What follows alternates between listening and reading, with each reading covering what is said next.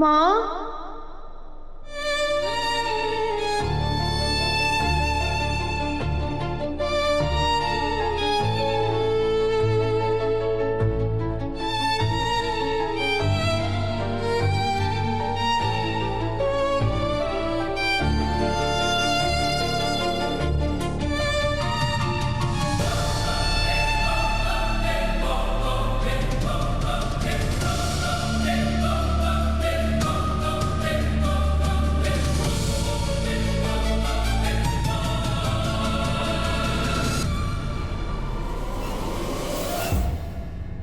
आप यहाँ क्या कर रही हैं?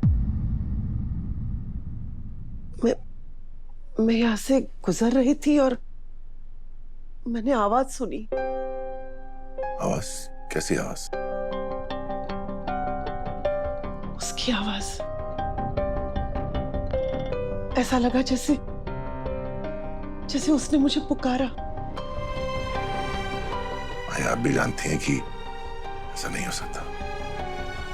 हाँ, मैंने आप वहम होगा।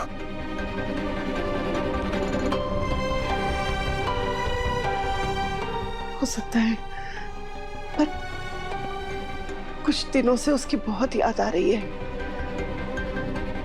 ऐसा लग रहा है जैसे जैसे वो मेरे आसपास ही है।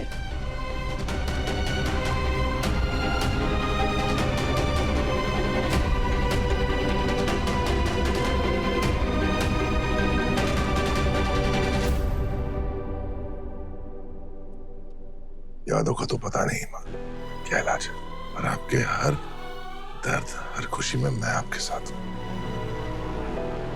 माँ, इस वक्त आपको आराम की जरूरत है। आप चलिए आराम कर लीजिए, आइए।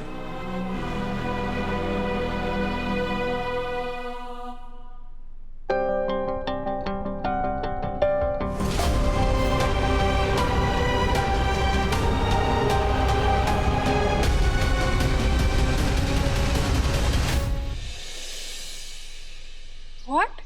रोहिलों ने तुम्हारा ट्रांसफर कर दिया? करना ही था। वो अनु ना जाने कब से सर को भड़का रही थी।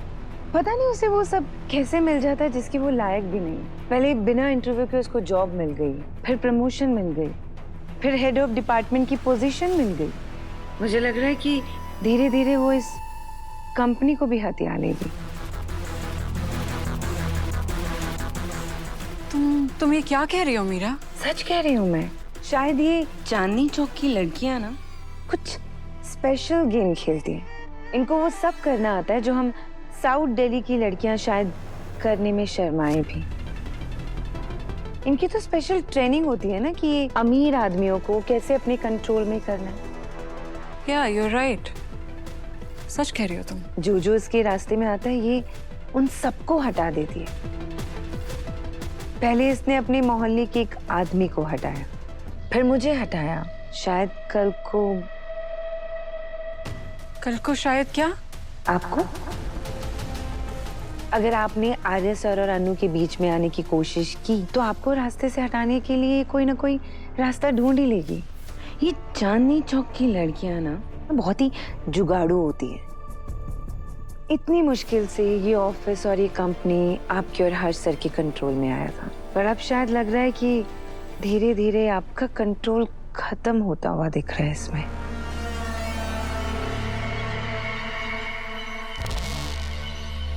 बात तो सही कह रही हो तुम, पर मैं क्या करूं मीरा? इस लड़की ने ना प्रो इन लॉ और मॉम दोनों को अपनी साइड में करके रखा है। एंड यू नो व्हाट, ये जो मोहल्ला गर्ल्स होती है ना, इनको ब्लैक मैजिक एंड ऑल भी आता है। आई एम श्योर उसी से किया होगा। पर मैं चुप नहीं बैठूंगी।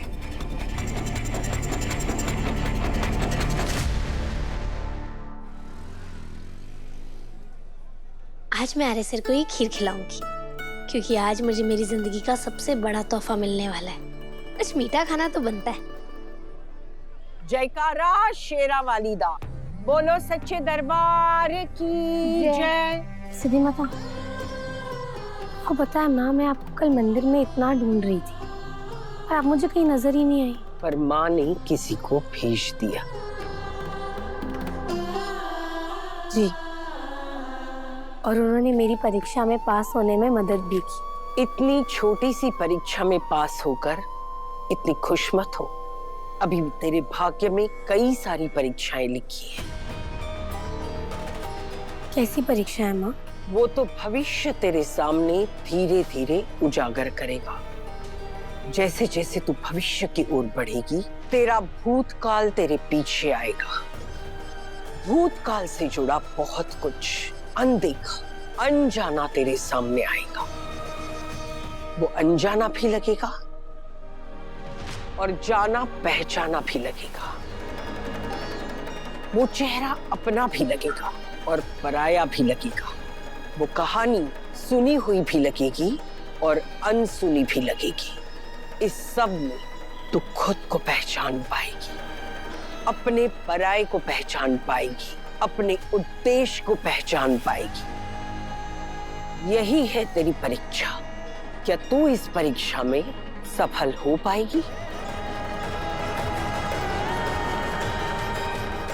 जयकारा शेरावाली दा, बोलो सच्चे दरबार की जय। गुड मॉर्निंग सुधी। Good morning. सुनी तुदी, मुझे वो गोयनका की फाइल दे दो ना। मीरा मैम ने चेक करके ना उस पे उनके साइन लेने के लिए कहा है। सॉरी अनु, बट तुम मीरा मैम का साइन नहीं ले पाओगी। क्यों? क्योंकि मीरा मैम का ट्रांसफर हो चुका है।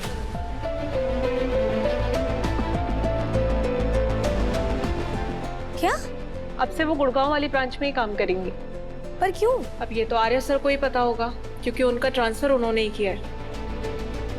कहीं आर्य सर ने मीरा मैम का ट्रांसफर मेरी वजह से तो नहीं किया? किस सोच में डूबी हो अनु? कुछ नहीं। अच्छा अनु, गायत्री मैम के बर्थडे के फोटोज आ गए हैं, देखने? हाँ। आओ बैठो।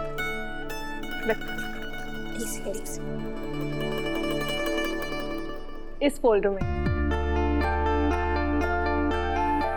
इसमें?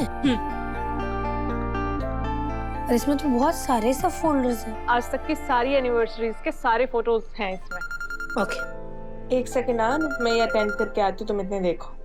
हेलो।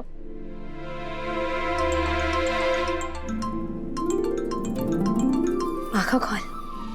हेलो माँ। हेलो अनु, कांग्रेचुलेशंस बेटा। मैंने सुना तुम पास हो गई। थैंक यू सो मच माँ। ऐसे दूर से थैंक यू बोल के काम नहीं चलेगा। मेरे घर आके मुझे गले लगा के थैंक यू बोलना पड़ेगा। पिछली बार कहकर भी तुम नहीं आ सकी थी, लेकिन इस बार तुम्हें आना ही होगा। पक्का आऊंगी माँ। ये माँ अपनी बेटी का इंतजार करेगी। जी माँ।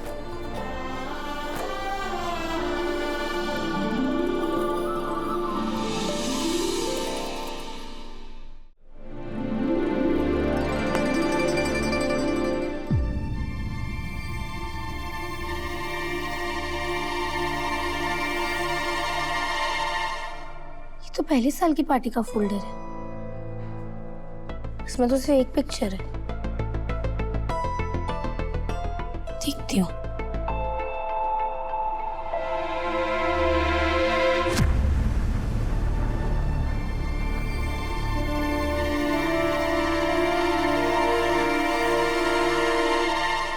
Mister and Mrs Vardhan and Rajnandini.